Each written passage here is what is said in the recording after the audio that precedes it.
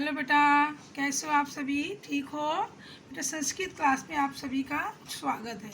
इससे पहले क्लास में हमने आपको क्या पढ़ाया था? हमने पढ़ाया था लट लकार के यानी वर्तमान काल के प्रत्यय और धातु पढ़ाया था। ठीक है, लट लकार के प्रत्यय और धातु पढ़ाया था। धातु किसे कहते हैं बेटा? बताया था उस दिन। क्रिया के मूल रूप को धातु कहते हैं, यानी जिससे क्रिया का निर्माण होता है उसको धातु कहते हैं। जैसे पठ, लिख, धाव, क्रीड, गम, ये सब क्या है? धातु है। ठीक है, आज हम लोग पढ़ेंगे क्या?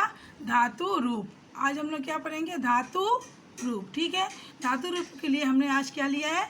गम धातु को लिया। किसको लिया? गम धातु। गम धातु और लट लकार लिया है, यानी वर्तमान काल, जिसको बोलते हैं प्रेजेंट टेंस। ठीक है, वर्तमान काल प्रेजेंट टेंस, और संस्कृत में लट लकार। ठीक है, अब ये गम धातु का जब हम धातु रूप तैयार करते हैं तो गम का रूप क्या हो जाता है? गच्छ। हम गच्छ लिखते हैं लट लकार में। ठीक है, लट लकार में हम गम को गच्छ लिखते हैं और गच्छ के अनुसार फिर धातु रूप तैयार होता है। ठीक है, अब देखिए बेटा, जिस तरह आपने कर्ता के रूप पढ़ा था, कर्ता के रूप में जैसे तीन पुरुष होते हैं और 3 वचन होते हैं, वैसे धातु रूप में भी 3 पुरुष होते हैं और 3 वचन होते हैं। प्रथम पुरुष यानी थर्ड पर्सन, मध्यम पुरुष यानी सेकंड पर्सन, उत्तम पुरुष यानी फर्स्ट पर्सन। ठीक है, अब हम इसका रूप कैसे तैयार करेंगे देखिए बेटा। अब जैसे हमने लिया है गच्छ, और गच्छ में इसमें लट लकार, चूँकि हमने लट लकार का हमने लिखना है इसलिए हम लट लकार के प्रत्यय का उपयोग करेंगे। इसमें देखिए क्या है? इसमें अति, अति है। अब यहाँ अ है, यहाँ ती है। अब यहाँ देखिए बेटा, जो हमने लिया है गच्छ, इसमें छ जो है आधा है, तो जब उसमें का आ इसमें मिला तो ये पूरा हो गया। क्या हो गया? गच्छ। और इसके लास्ट में देखिए ती है, तो यहाँ भी हो गया ती। ठीक है, तो बन गया गच्छति। ठीक है, फिर हमने गच्छ लिया, गच्छ में क्या है? यहाँ अत है, इस अ है, ये आधा छ में मिल के छ पूरा हो गया, और इसके लास्ट में क्या है? त है, तो हमने यहाँ भी लगा दिया तह, बन गया गच्छतः। फिर गच्छन्ति, फिर ये भी ऐसे लिया हमने। यहाँ लास्ट वाला देखिए बहुवचन का लिया, इसमें अंति है, इसमें भी गच्छ में हमने छ जो आ मिल गया छ में, तो आधा से पूरा हो गया, लास्ट में अंति आधा ना, और ती में छोटी की मात्रा। गच्छन्ति एक वचन, द्विवचन, बहुवचन, यानी प्रथम पुरुष के एक वचन में क्या है? गच्छति, द्विवचन में गच्छता, और बहुवचन में गच्छन्ति। ठीक है, अब चलिए बेटा मध्यम पुरुष यानी सेकंड पर्सन। अब यहाँ देखिए सेकंड पर्सन का कौन है? प्रत्यय। ठीक है, जिस पर्सन और जिस पुरुष का होगा, जिस पुरुष और जिस वचन का होगा ये प्रत्यय, उसी पुरुष उसी वचन के धातु में हम इसको जोड़ेंगे। ठीक है, अब इसमें क्या है? अस्सी, अ है और सी है।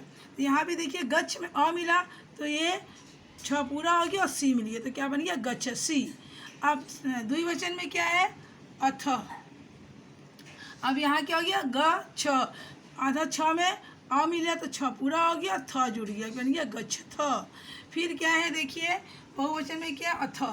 अब अथ, सॉरी अथ, ठीक है, अथ नहीं है, ये है अथ, इसने हलंत विसर्ग लगाया, इसमें नहीं लगा, ये केवल अथ। तो यहाँ गच्छ आधा छ में अ मिल के छ पूरा हो गया और थ मिल गया, तो क्या बन गया? गच्छत। ठीक है, ये किसका था? मध्यम पुरुष का बन गया। क्यों? क्योंकि ये जो प्रत्यय है ये मध्यम पुरुष के हैं, तो इसमें क्रिया भी मध्यम पुरुष का तैयार हो गया। ठीक है, अब आता उत्तम पुरुष। अब हम उत्तम पुरुष की इसमें प्रत्यय को लेंगे। क्या है? पहले आमी। अब हमने गच्छ आधा छ में आ मिला, ये वाला आ मिल गया, तो आ की इसमें मात्रा लग गई, क्या बन गया? गच्छा, और फिर मी है तो मी, गच्छामी। फिर वैसे ही फिर हमने गच्छ में क्या जोड़ेंगे? अब हम आ जोड़ेंगे। आ है तो आ की छ में मात्रा लग जाएगी, फिर अ जुड़ जाएगा। जैसे गच्छ, आ की मात्रा लगी, गच्छा वह, गच्छा वह। फिर अब हम बहुवचन के लेंगे प्रत्यय, आमह। अब इसमें गच्छ में छ में आ की मात्रा लग गई, और लास्ट में माँ है उसकी, तो इसमें भी हमने माँ जोड़ दिया, क्या बन गया? गच्छामः। ठीक है, क्या बना? गच्छामः। अब ये देखिए तीनों पुरुषों और तीनों वचनों के प्रत्यय हमने गम धातु यानी गच्छ में हमने जोड़ दिया, और इसका भी तीनों पुरुष तीनों वचन का एक रूप तैयार हो गया। ठीक है, इसको क्या बोलते हैं हम लोग? धातु रूप। अब एक बार मैं इसको पढ़ती हूँ। ठीक है, प्रथम पुरुष एक वचन में क्या? गच्छति, द्विवचन गच्छतः, बहुवचन गच्छन्ति। फिर मध्यम पुरुष एक वचन गच्छसि, द्विवचन गच्छथः, बहुवचन गच्छत। फिर उत्तम पुरुष एक वचन गच्छामि, द्विवचन गच्छावः, बहुवचन गच्छामः। ठीक है, अब इसकी हिंदी क्या है बेटा? गच्छति का मतलब जाता है, ये एक जन के लिए, ठीक। प्रथम पुरुष के कर्ता में यूज होगा, ठीक है। फिर प्रथम पुरुष के द्विवचन के कर्ता में क्या होगा? गच्छता का मतलब जाते हैं, और फिर बहुत लोग हैं यहाँ गच्छन्ति का मतलब जाते हैं। हिंदी सेम है दोनों की, लेकिन संस्कृत अलग है। क्यों?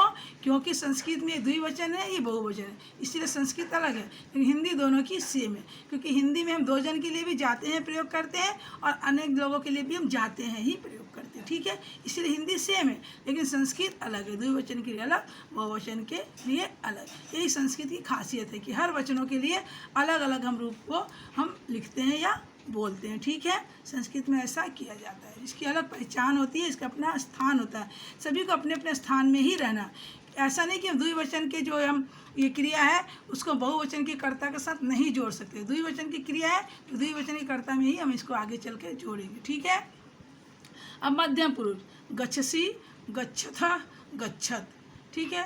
गच्छसि का मतलब जाते हो, ये मध्यम पुरुष एक वचन के कर्ता के साथ लगेगा।